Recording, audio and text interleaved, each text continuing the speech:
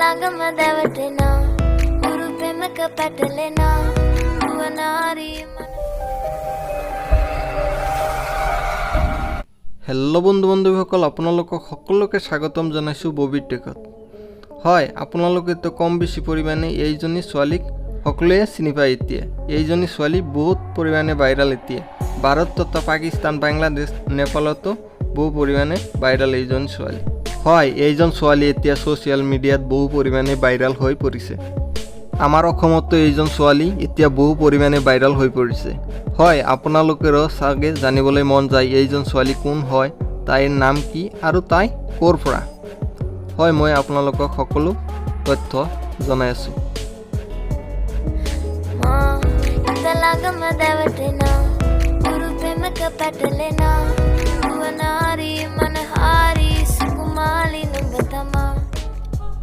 মানিকে মাগে হিতে।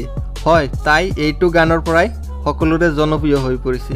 মানিকে মাগে হিতে এইটো গান বুজি নাপালেও সকলোৱে বাৰ বাৰ শুনি থাকে বা শুনিবলৈ মন যায়। হয়, এইটো গান এবাৰ শুনিলে বাৰ বাৰ শুনিবলৈ মন যায় বুজি নাপালেও। এতিয়া মেইন কথাটো হ'ল এইজনী কোন আৰু এইজনীৰ নাম কি। এইজনীৰ নাম হ'ল ইউহানী দিলকা দে চিলভা আৰু তাইৰ জন্মস্থান হ'ল কলম্বো, শ্ৰীলংকা। আৰু তাইক Sri Lankan singer, songwriter, rapper, music producer, YouTuber and business woman বুলি জনা যায়। আৰু তাইৰ জন্ম হয় 30 জুলাই 1993 চনত।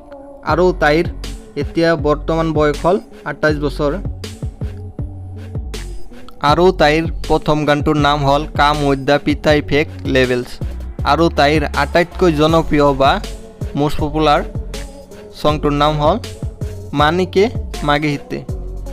আৰু তাই কেইদিনমান আগত ৰেড বুল ইভেণ্টত চিলেক্ট হৈছিল।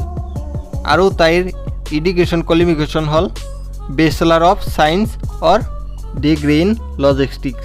আৰু তাইৰ মেৰিটেল ষ্টেটাছ হ'ল আনমেৰিড। তাই এতিয়ালৈকে বিয়া হোৱা নাই। আৰু তাইৰ হবিছ হ'ল ছিংগিং, ট্ৰেভেলিং এণ্ড শ্বপিং। বন্ধু বান্ধৱীসকল, আপোনালোকে যদি ভিডিঅ'টো এতিয়ালৈকে লাইক কৰা নাই তেন্তে ভিডিঅ'টো লাইক কৰি দিব আৰু কমেণ্ট কৰি জনাব ভিডিঅ'টো আপোনালোকক কেনেকুৱা লাগিল। আৰু যদি আপুনি চেনেলটো ছাবস্ক্ৰাইব কৰা নাই তেন্তে ছাবস্ক্ৰাইব কৰি দিব নিশ্চয়।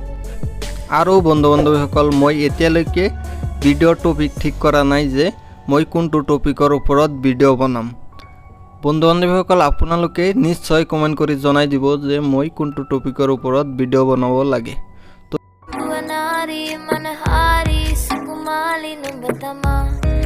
ළඟම දැවටෙනා උරු පෙමක පැටලෙනා නුවනාරී මනහාරී සුකුමාලි නුඹ තමා මැනිකේ